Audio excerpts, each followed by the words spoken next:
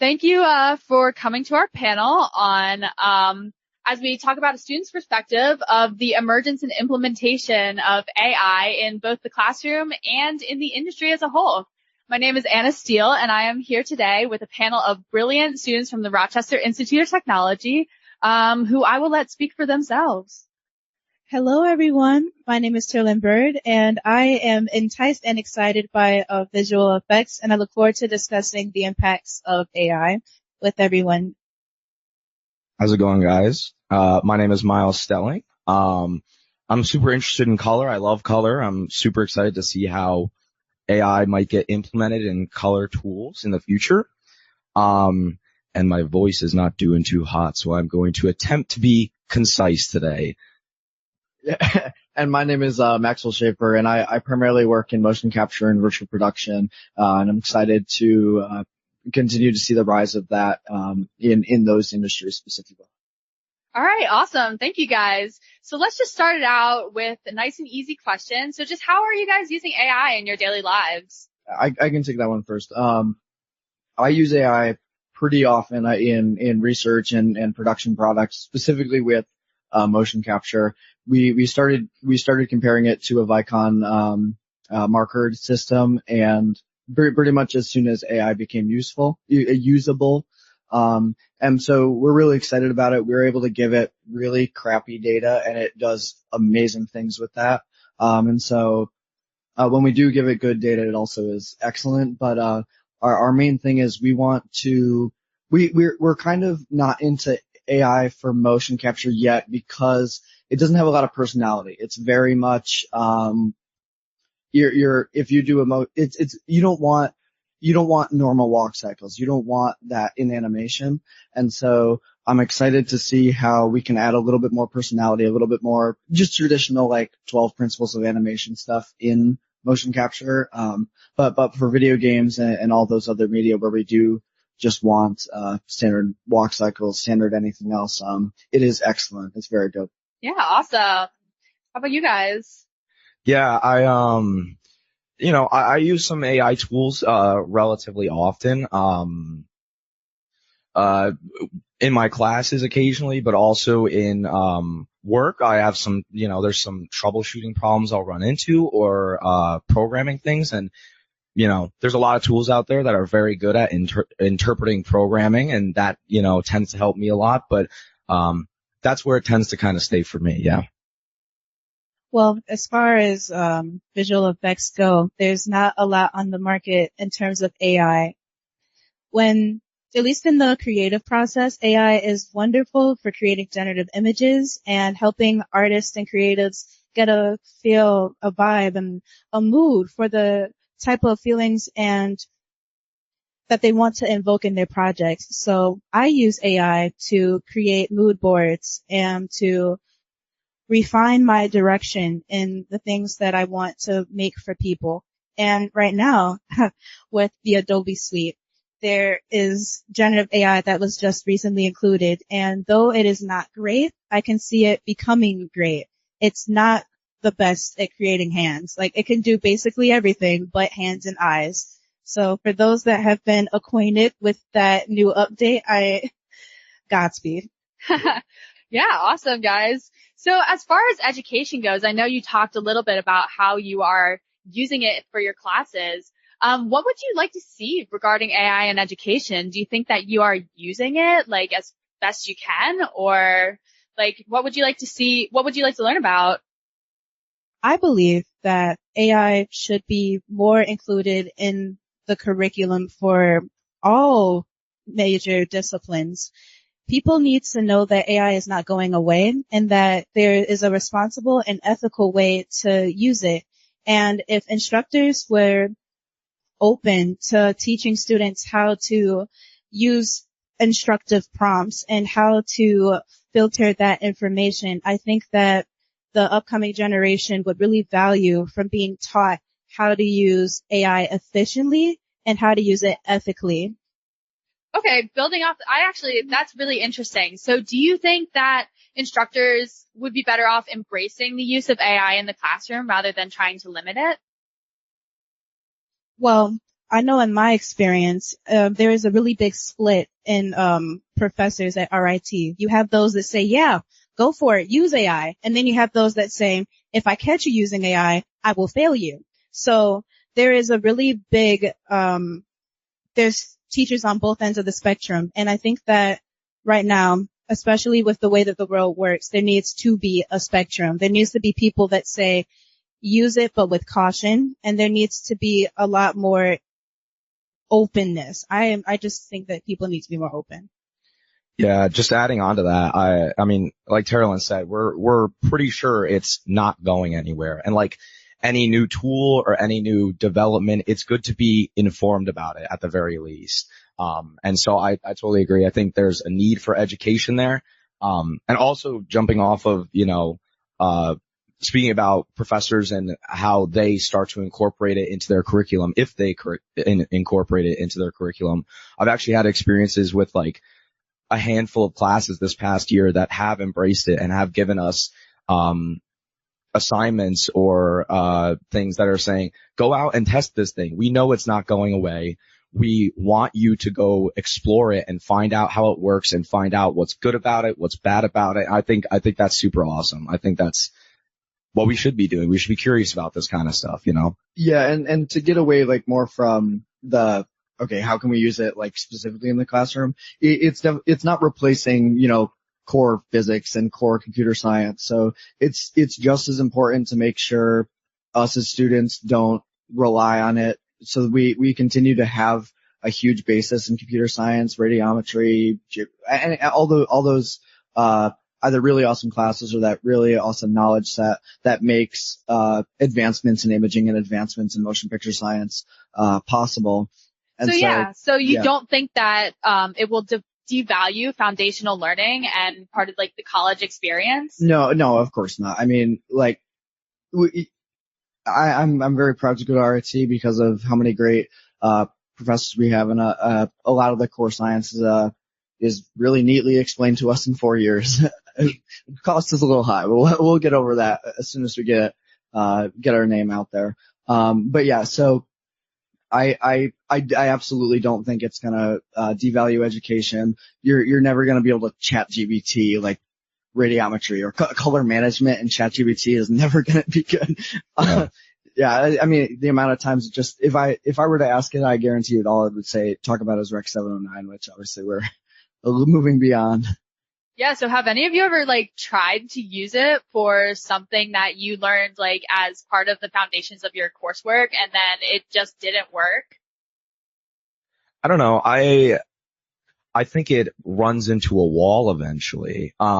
Generally in my usage, I've found that it's okay at some stuff. Like it's pretty good at math, but that's also because we've had math for forever. So it's got a lot to train itself on, right? But it kind of does run into a wall eventually. And just to tack onto that, there's obviously that's going to get better. It's going to continue to improve, and it maybe eventually can do more things. But the primary reason that I like AI in education is because in our education, because we do have a ton of classes in C++ and computer vision, but we're also starting to get into machine learning classes. So just to have an understanding of, your weight decay or max pooling and other like convolutional layers. So that way we're understanding what, even if we're not the one, us specifically are not the ones designing machine learning algorithms, we are able to understand it. So that way, when we give an image to AI we're understanding what's changing in the image structure. I would have to agree with you, Max. And I would also like to bring up a very interesting point in the fact that there's a common misconception with college students that we're using AI and that it's so irresponsible, right? But I think that people also only believe that there's one type of AI. ChatGPT is talked about a lot, but there are many different AI engines. Like Google right now has an engine, and it's called Gemini, and Gemini is hooked up to Google, and you can search the web for whatever you want. And AI in educational settings where people may not have the ability to go to office hours, or they don't have the privilege of focusing on their schoolwork exclusively, it helps even the playing field for topics that may not be readily accessible to everyone. Because I know when I got into college, I had never heard of Fourier. I had never heard of the transform. I didn't know what digital color management was. And you don't know about matrices and things of that nature, but you know that you have an aspiration to learn. And I think that AI being placed in the tools of scientists of tomorrow is helping us get to the places that we want to be. And at least with visual effects, I find that AI is exciting, and it helps also create a demand, because there's always this question of, where am I going after I get this degree? And I'm going to be entering the workforce, right? But when you're using technology that is new and it's growing, you also are being exposed to the problems that it has. So when we're enrolled in classes like computer vision, and you have an engine that cannot see well, you now have a niche. You can go out into the world and say, I'm going to solve that problem for Google, or I'm going to solve that problem for Adobe or Apple Pro. And all these buzzwords now become money words. So Yeah, absolutely. So how do you feel about people looking to really our generation as the first generation learning specifically about AI and machine learning? How do you feel about people looking for us to take the lead on AI integration as we enter the workforce? I definitely believe that people have a high regard for Gen Z, and a responsibility is placed on us to not only build that AI, but to make sure that it is responsible. I know for Miles, there are implementations of AI for like the color world that people are also interested in. Yeah, I don't know.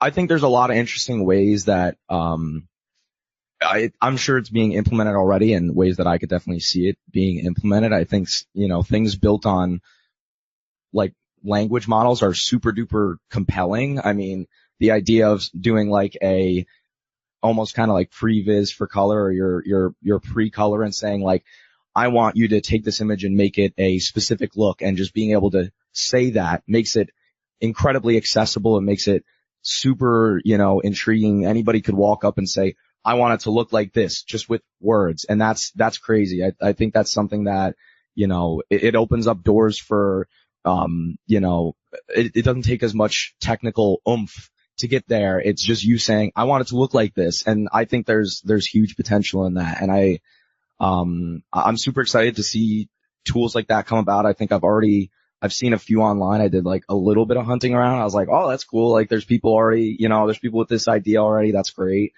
And yeah, I can't wait to see it like grow from there as well. Yeah.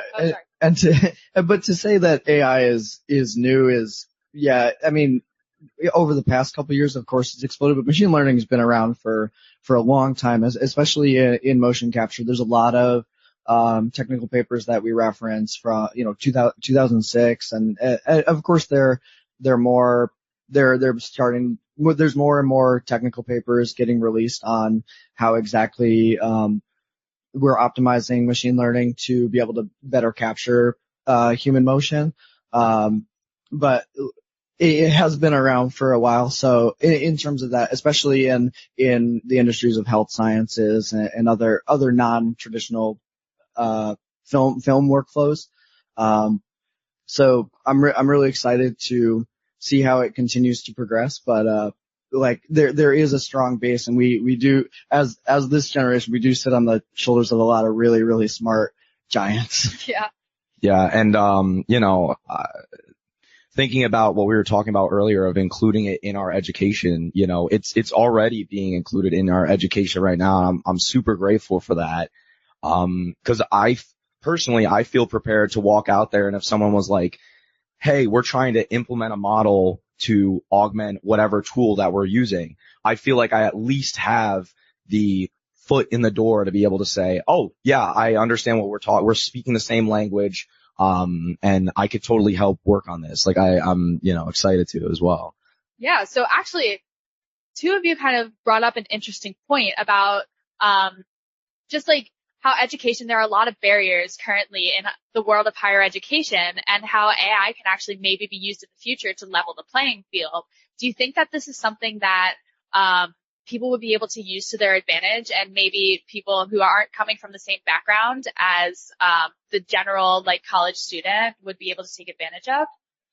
I definitely think I think it's more I think it's a lot more if you're saying like leveling the playing field to bring younger professionals up to the level of industry professionals. I think that there's always going to be a gap there because AI is never gonna be able to. I don't think that AI is going to get to a point to train you to an industry level, but it is. I think it is. It is able to at least expose you to concepts that you can work with your higher ups, your mentors, and stuff like that. Your professors if you're in college.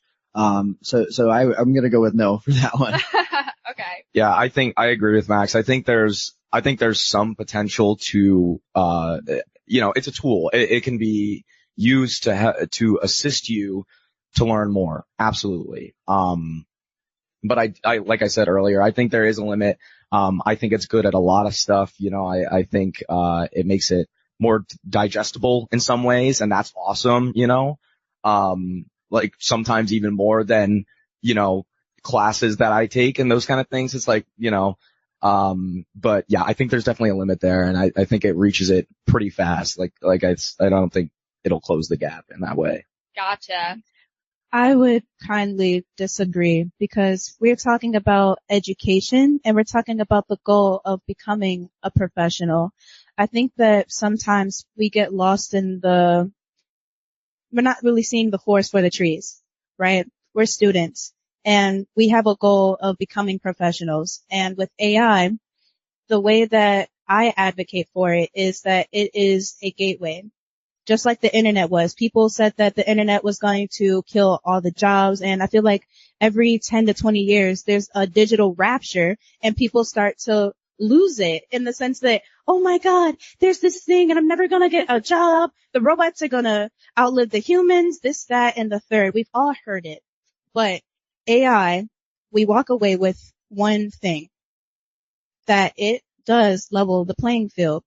It gives you the ability to research, to be acquainted with terminology that you don't use in everyday life, and it makes you better at problem solving and at refining what's true. Because there's a lot of weariness with what's that word that people like to use? There are a lot of them. No. It's about like the truthness of data. You know what I mean? You want to fact check and you want to make sure that what you're doing is credible. Credibility. AI attacks a lot of credibility, and what you're trying to do when you're educating yourself is build that credibility. So AI levels the playing field and giving you the ability to refine what you know. And saying that when you go and you put in a prompt and it's not correct, you can say it's not correct. Like you have the ability and the autonomy to take what you need or what you want from it. Everything comes with a grain of salt. Books come with a grain of salt. So I think that AI levels the playing field, and I will always be an advocate for it. Because especially being a Black woman in STEM, there are some people that are not going to help you. And AI could make the difference between getting that homework done or taking the 0. Yeah, I thought it was interesting that you brought up, the anxieties surrounding that. Cause I know, that is something that's been very heavily talked about regarding AI and machine learning. And that I can totally understand where that anxiety comes from. But also, the name of the game is curiosity about these things. At the end of the day, they are tools with limitations, and it is better to, anxiety is like the fear of the unknown there.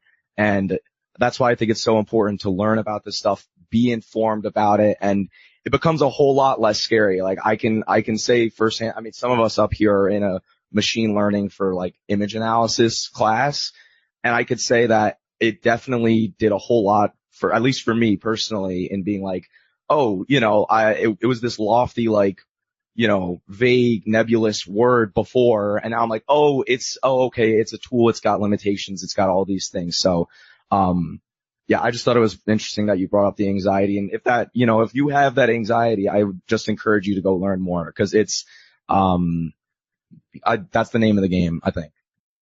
Yeah. Because even like we say, okay, machine learning is used to create new tools, but there's so many tools even within machine learning that refines machine learning algorithms and stuff like that. And so, getting exposed to those kinds of things at a young age is really awesome. Especially as kind of the film engineers, the people who are going between the computer scientist and the creative, to be able to explain to the creative, look, you're not losing anything. You're still able to create whatever you want, achieve the desired aesthetic. And then you're telling the computer scientist, okay, make sure that these things don't happen, so that way we're losing something about the image structure, whether color fidelity and resolute, I don't know, whatever it is, making sure we are getting those two people in the same room, and being able to be the translator, between those two things. I really think that's awesome, and a huge reason why I love, my education at RIT. Yeah. So you talked about like having a specific niche in the workforce, like since we have experience in AI and we have learned about AI, do you see like having knowledge of AI from like a credible university impacting your place in the workforce in the future? Yeah, I could take that. I mean, we've talked a lot about education already, so I'm probably reiterating a little bit. But I think it's incredibly valuable. Like I said, it is, if it's scary, then it's just because you don't understand it yet. And then once you start understanding it, it becomes way less scary. And super valuable, like it is a hot item right now, and people are going to ask you about it. And if you have any knowledge about it, sharing that, is great. It's super valuable. They're going to say, wow, this is this new hot thing, and these people know about it already. That's wonderful. Right. So yeah, I mean, I think I've said valuable 5 times now, but I think you get the point, right? Like, yeah. Oh, okay. So building off of what you said, I could say that I don't think that AI is really going to impact the workforce, or not that much. Like my place in it, at least, is not going to be threatened, because people don't ask you when you're going to a job, like what research or how did you go about performing that research, or how many times did you use AI to do X, Y, or Z. It's just, do you know what you know? Do you have the skills? And RIT is a wonderful school at equipping students with the skills and the know-how and the finesse to enter any field that they want to. And I feel very confident in my place in that workforce and AI's ability to not impact it. What do you think, Max? Yeah, just along the same lines, I would say. Yeah, so I would say that AI is never going to replace a student having knowledge. It's never going to replace working with mentors, like I was saying earlier. It's you want people who are curious. You want people who know what they're talking about and willing to learn, so that way they continue to know what they're talking about for the future and future technologies. But yeah, I'm pretty much the same as you guys. Yeah, perfect. All right. So I guess we're coming kind of towards the end of our time here. Do any of you have really any closing remarks, assurances for anyone about AI and its place in education? Yeah, sure. I mean, I don't know. I was curious about what Max just said, and I don't know. I just want to jump off of that and say that, a lot of the conversation too, in the filmmaking industry, right, comes down to, or I've seen a lot of anxiety surrounding, is this going to replace artists? And I think the resounding answer is no. At least personally, I think the resounding answer is no. Everybody brings something unique to the table. And, you can use AI to emulate that. But at the end of the day, it's being fed by things that have been created by artists. And it ends somewhere. And I think that, it's people's creativity is something you can't replace, certainly. And I think anybody, thinking that or looking to do that, is going to find themselves in a bad spot at some point, probably. Yeah. And to jump off that even further, I'm really, like I was saying at the beginning, I really would like AI to have a little bit more personality. Make it better, make final tweaks so it starts to look real.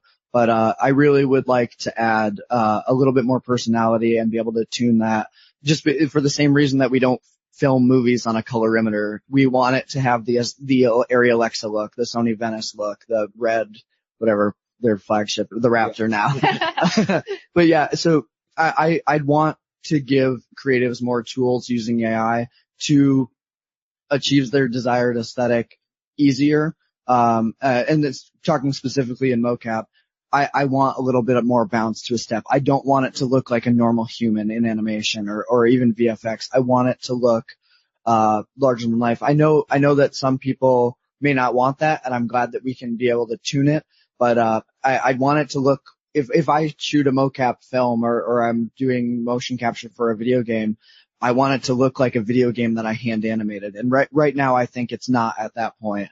So just continuing to evolve AI to give more aesthetic tools to artists is going to be really awesome. Yeah, just briefly too off of that. Like I said, I mentioned tools earlier that, are like text to color grade, right? Or something along those lines. And I think that's great. And I also made sure to say, I think that's very much like a pre-visualization thing. I don't think it does the whole job. I think it's great for pumping out some ideas. And I think that's also, been a lot of the sentiment surrounding this stuff is that it's great for conceptualization and pumping out ideas. But, like I said, it ends somewhere, and it's actually a pretty short leash, I think. Yeah, totally.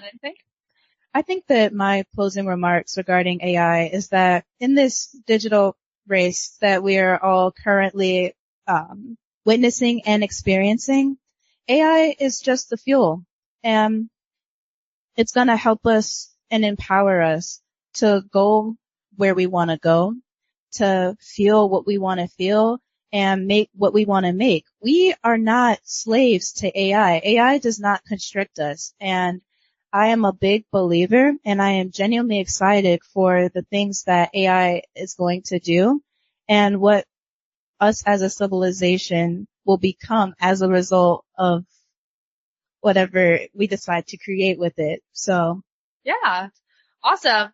So we have a few minutes left here. I would like to give the opportunity for any of you to ask us a few questions. So does anyone have anything? Yeah. Okay. Are you gonna volunteer your mic? Yeah, I'll go. Okay. Okay. Cool. So. Oh, wonderful. I don't You do need it. Each of you, Yes. what is one problem you would like to solve in the next 2 years? Well, it's hard to narrow it down. No.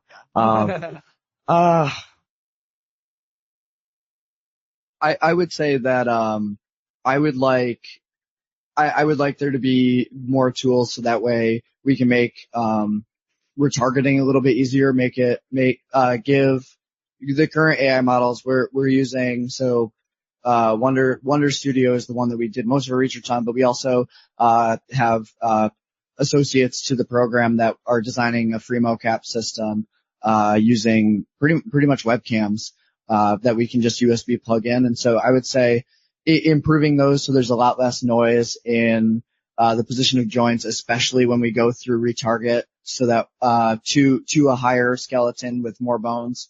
I would say something to give it a little bit more fluid motion, especially in the spine and the fingers, stuff like that. And so that would be where I would want to go is specifically getting motion capture from the motion capture to Maya or Unreal or wherever we're going with that.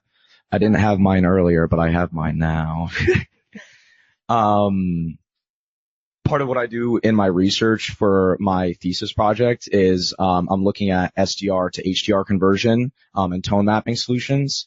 And part of the deal with that is oftentimes with SDR, your highlights and your shadows get clipped and crushed. And so if you're converting things, there's just nothing there. You know, you could map it up, but you have to create detail there in some fashion. I think there's a super, big opportunity there. I'm sure it's already being used in some capacity somewhere, but to use machine learning and generative AI to create detail in that based on like the surroundings and the image as a whole. I think that's super cool. That's just for the speculators, just to make those. Yes. That and yeah, maybe some shadow detail as well. Yeah. Yeah, absolutely. So I think we have time. I saw someone else had their hand raised. We have time for one more quick question and, yeah. And then we're booted. Yeah, right. Earlier on, you guys were talking about how some of your professors, some are like, go ahead, use it, and others are like, no, I'll fail you. What is it that they're afraid of? Is it just like the Mid-Journey stealing images thing, or is it a bigger ethical thing about like what are your professors afraid of? I could personally speak to it. For at least in my experience, Carl Salvaggio is an instructor, and he is esteemed and highly regarded at RIT. And with his weariness of AI is that when you're trying to train the next generation of programmers, his weariness with AI is that it will impede our ability to problem solve. So he is very vehemently,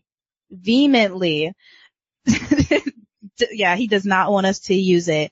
And for the professors that are more open-minded or they're more open to having us use AI, they tend to be in more creative areas because we're motion picture science. A lot of people don't understand what we do. And it is the fusion of film, animation, and engineering. So you have people that are like, yes, use AI to make the mood board, to get the feel, to create the aesthetic for your production, right?